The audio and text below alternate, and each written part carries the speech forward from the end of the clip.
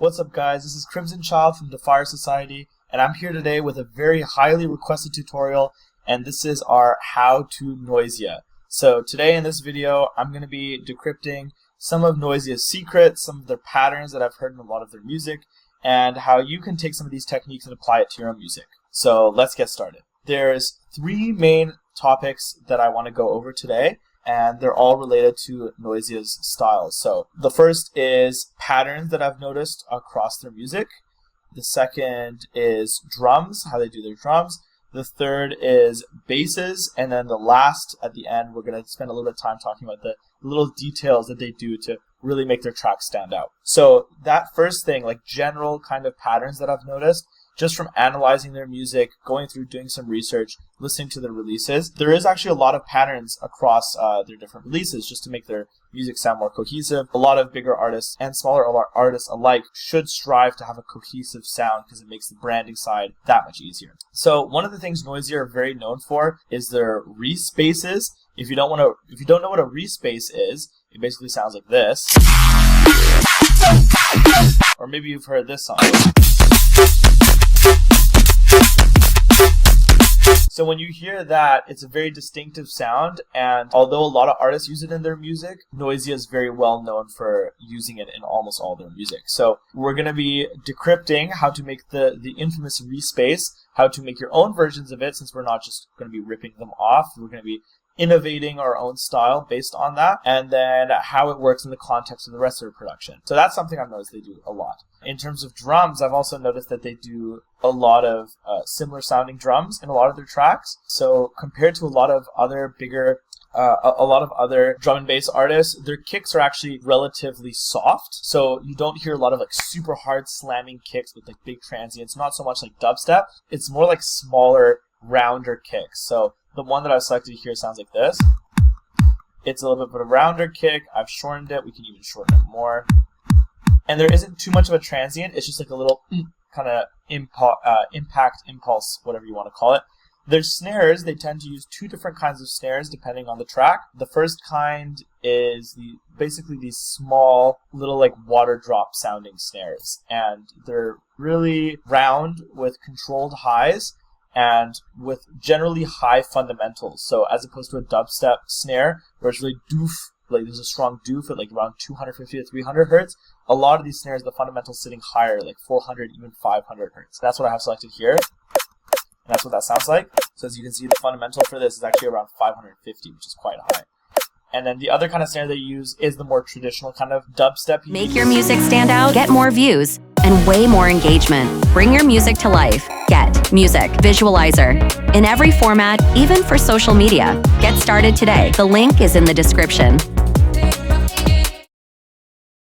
Snare for their heavier tracks, but one thing important to note is that with the rise of popularity of using claps in drum and bass, a lot of artists I've heard have been using claps or rim knocks. Still, I haven't heard very many tracks where they use those kinds of sounds as snares. They're generally just using really tight water drop type snares like this, or bigger kind of dubsteppy snares like in their Hold Your Color remix or those kinds of tracks. A lot of the times their drum programming will be very intricate, so they'll either go for something very, very minimal or for something with a lot of little hits and pieces to it.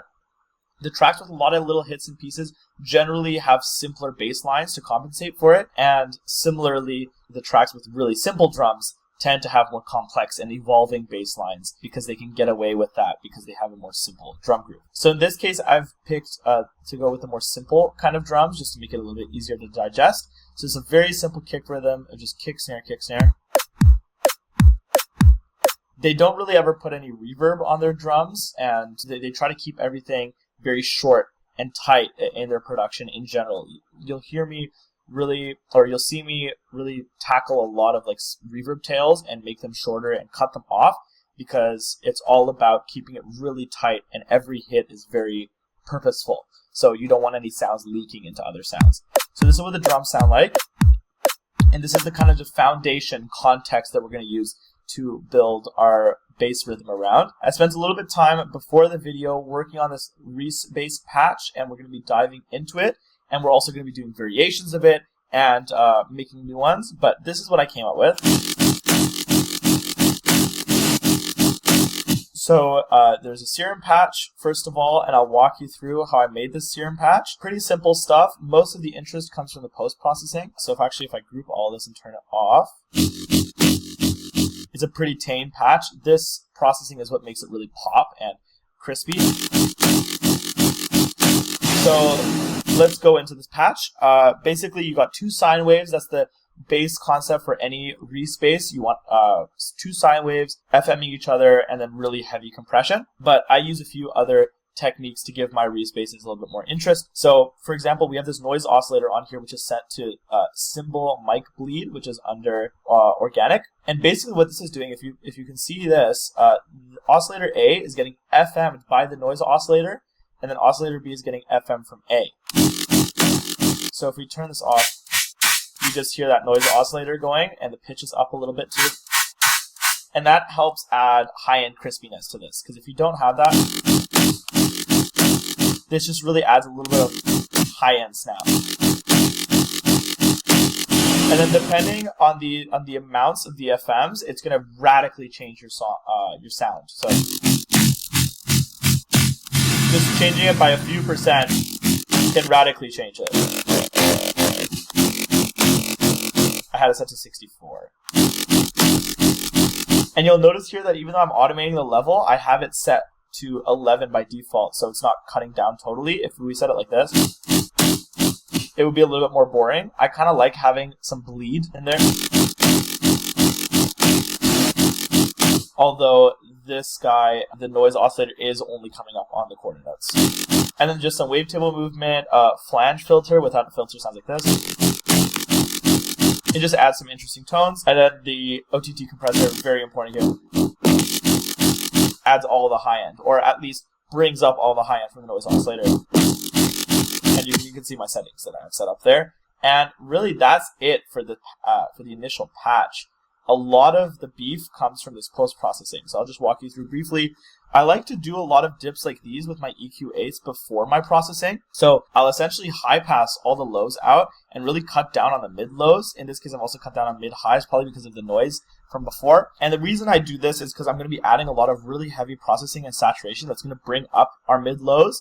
And if we do that already having huge mid lows, it's going to cause a lot of flabbiness in that range where it's just going to get really out of control. So I like cutting that frequency first and then going really heavy with my distortion. So for example, we have this plugin NC-17 here, which is one of my favorite distortion units. I use it all the time. It's only two knobs louder and output. So this is like a limiter and it's just a louder knob, but just the way that it adds distortion I really like. So without, but as we start to bring it in, you'll hear the difference. We can actually bring this up even higher to like 20 dB or something. And it just sounds really good and crunchy there. It brings up, it's also a bit of a compressor, as you can hear. It brings up those background sounds. This is what's bringing up that last couple percent of the oscillator that we just left in the back. OTT, again, just to really make that obvious. Small note with OTT, definitely set your time all the way up to 1000%. The reason that you should do this is because it gets rid of that annoying tail that OTT adds. You can hear that there, like stretches out the sound. This makes it really tight. Reduce ambience is on there because we had some artifacts. So this just really brings in the sound and controls it. Pro Q3, I guess this one's not doing anything. I was just using it to observe. This reverb is really interesting. I have it set to a really small size and 0 decay time, and it just puts the bass in a little bit of a space. I just thought this sounded too synthetic, but putting it in that space just really makes it feel like it's a little bit more alive. And you can even automate this on certain hits. I'm just not going to hear. Glue compressor to bring everything up.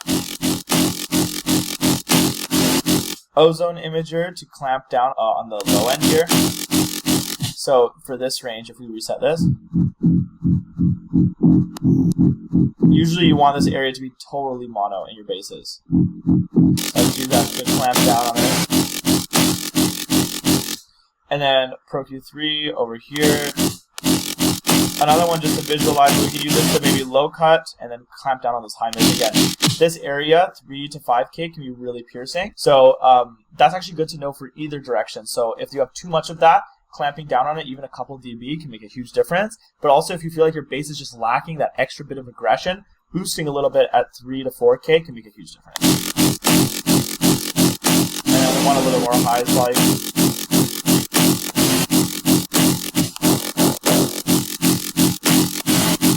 Just a little bit of EQing there on the end. And then this reverb throw is just there's a little bit of automation. So it makes this bass sound huge, and then there's a little bit of a riser at the end.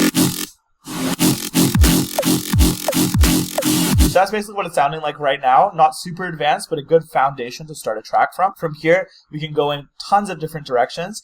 But one thing that I've noticed in a lot of Noisia tracks is that they'll keep a really simple bass riff and drum pattern, but then they'll have tons of different automation pieces on that main bass evolving over time. You hear this in a lot of their tunes. So I thought maybe we could start there. So I'm just going to duplicate our whole idea here 4 times and loop everything. And then we'll see what we can automate necessarily. I already have a few ideas of things we can automate to really make our bass feel like it's evolving. FM from A is a great example. So what we can do is we can put this on here. So FM from A, we're going to automate that. And we could automate the flanger. Oh, we seem to already have a macro set to that.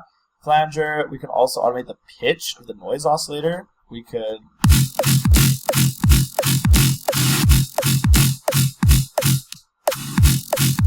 there we go. And now we can automate all of these. Okay. So we're just going to automate all of these over time. I'm going to start basically with FM from A because that's the one that's going to make the most difference. So we'll start.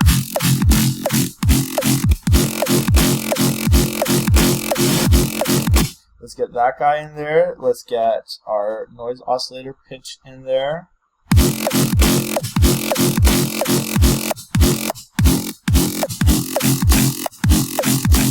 Yeah, I'll start down here.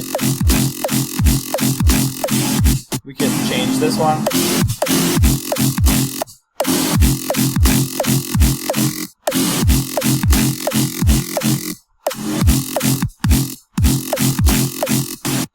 Make this one even go higher.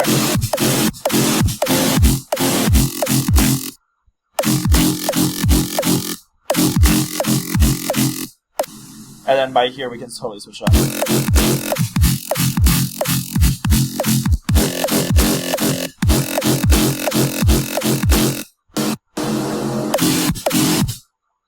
Just all these automations.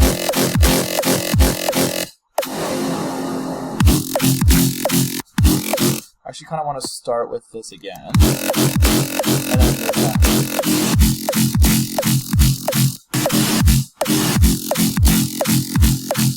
Yeah, that's quite a bit of automation on just the FM from A, but even more than that, we can do a little pitch automation with our noise oscillator, which won't be as obvious, but will just make a little difference. And then let's change our flanger too. So all these things will just make our bass sound more evolving.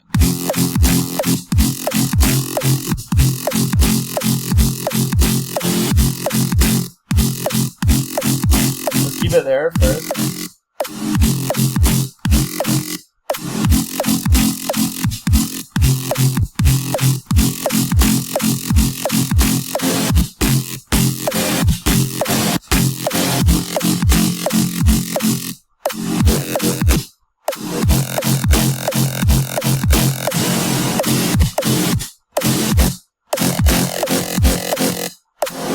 I'm almost moving them at random, but you get really cool results.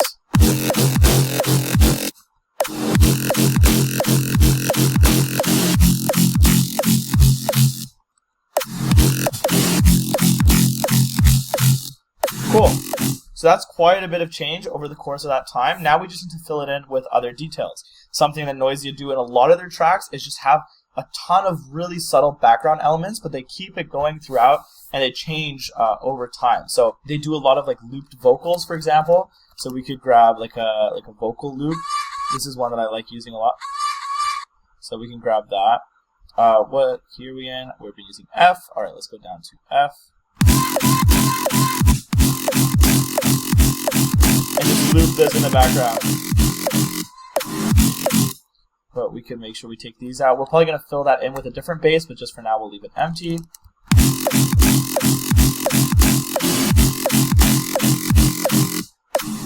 We could also put a hey on the offbeats.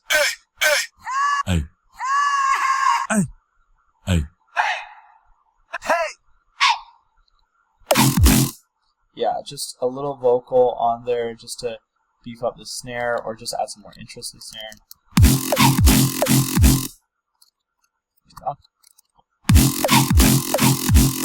In the second half, we could add percussion. These are all things that we can do to just develop this idea. I have some percussion that I can use.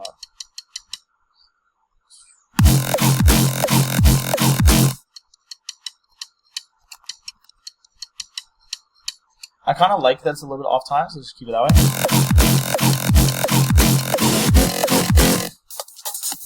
And we'll just add some percussion on top of that.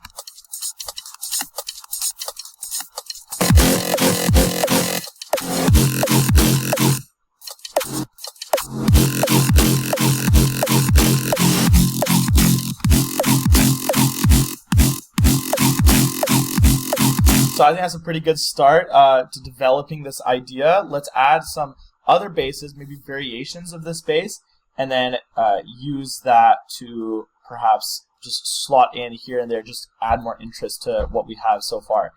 We could also try adding a little melody at the end of this kind of 4-bar phrase. They tend to do that a lot, where they just have a bass just going over and over again, and they have some vocal line or some melody just filling in the space, and then it kicks back in. Let's try a bass first. So maybe this time we can use, let's just copy that. We'll do one of their famous respace risers. So the way we're going to do this, I'll actually just open a preset I've used before. Very similar processing. So you'll notice that cymbal mic bleed and the two sine waves. Very similar kind of processing here. Just came out with a different sound this time. Part of it is a soft clip too. And then this time we can do, let's go into the pitch bend and then automate this. Like that. Let's go even more than that.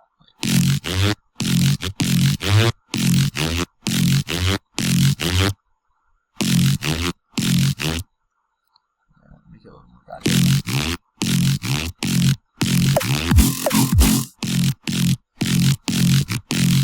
And then freeze flatten this. So there's this very specific sound that I'm going for here. I want to just get this little piece, and then we'll make a new MIDI channel, and then drop this in here into a sampler. First a sampler, then a sampler, and then put a note here. So for the sake of time, I'm just going to put this on middle C, because that's where it's going to be. And then we're getting something really cool here. Obviously, when it goes to the top, it doesn't have enough to go through because it's playing back faster, but we're going to use that to our advantage. We're going to put this on loop mode, find a little loopable area, do a crossfade. We want to go a little bit longer, ideally. Maybe not 12 semitones up. We could go. And then we can go into our pitch oscillator. Or where is it that I want to go? Voices 1, first of all, and then pitch oscillator, glide, put on fundamental, and put on like 250. Maybe put this back to an octave, and just bring up the time to transition.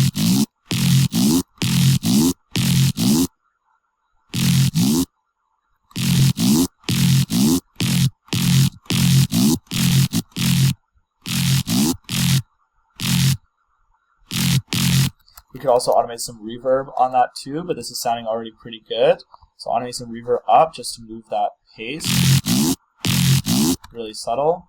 Make it a little bit less subtle.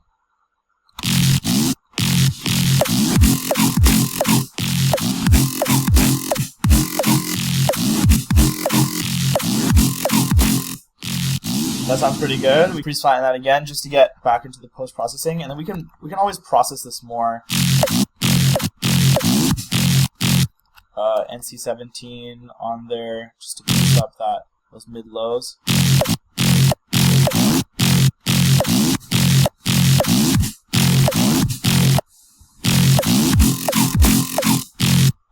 Yeah, that sounds pretty good. And speaking of which, we should probably freeze flatten this guy too. Maybe we can just take that out and put a new bass in there.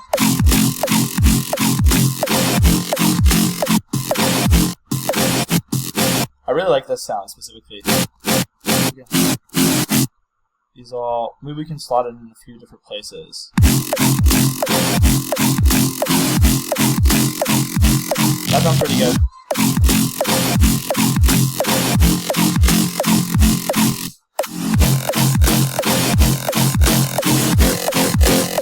Let's add this percussion a little bit earlier too. I'm just starting this to come up more.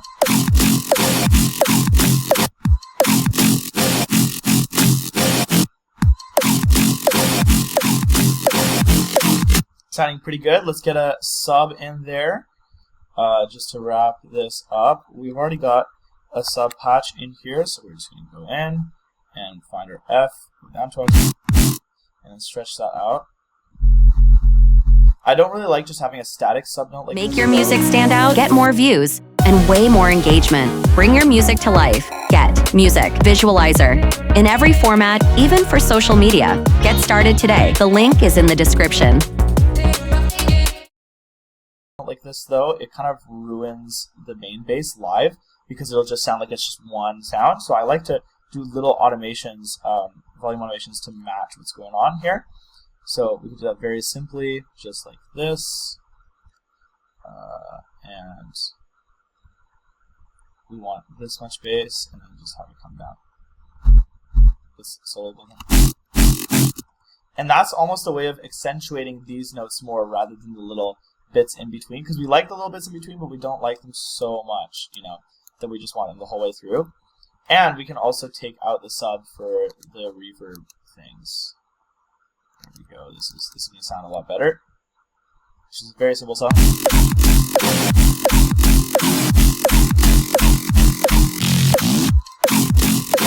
And then here we can just take out that one since there's no note there.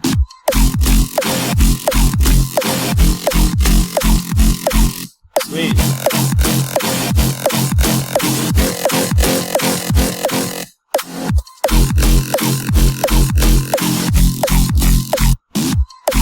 Let's add this just for this first part, just in the flow.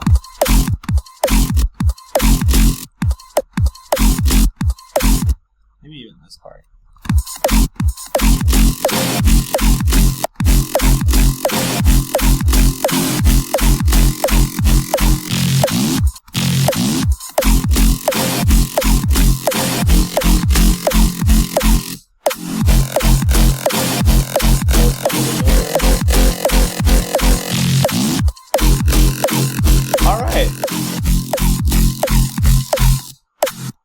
I think that's a pretty good Noisia tutorial, wrapping up all the sound design there, how the drums work, how they're arranged, and some of the background elements that they tend to use a lot too, as well as some little sub tricks in there.